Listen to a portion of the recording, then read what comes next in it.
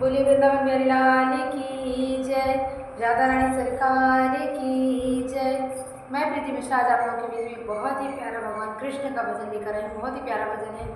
इस भजन के माध्यम से एक भक्त अपना भाव बता रहा है कि कन्हैया अब तो आ जाओ, तुम्हारी याद आती है। बहुत प्यारा भजन है, क्योंकि भक्त कहता है कि प्रभु आप हर जगह जाते हो, मथुरा जा रहे हो, गोकुल जा रहे हो, बरसाना जा रहे हो, भक्तों के संतों के सबके घर जा रहे हो, खता हमसे क्या हुई है जो हमारे घर नहीं आ रहे। बहुत प्यारा भजन है। आइए सुनते हैं ये भजन। आप लोगों को कैसे लगा कमेंट करके ज़रूर बताइएगा। अच्छा लगे तो एक लाइक कीजिएगा। चैनल पे नए हैं तो प्लीज़ चैनल को सब्सक्राइब जरूर कीजिएगा। बोलिए वृंदावन बिहारी लाल की जय। कन्हैया अब तो आ जाओ, तुम्हारी याद आती है। कन्हैया अब तो आ जाओ, तुम्हारी याद आती है। तुम्हारी याद आती है, मुझे पल पल सताती है।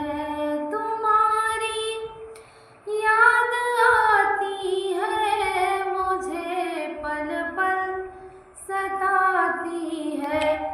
कन्हैया अब तो आ जाओ, तुम्हारी याद आती है।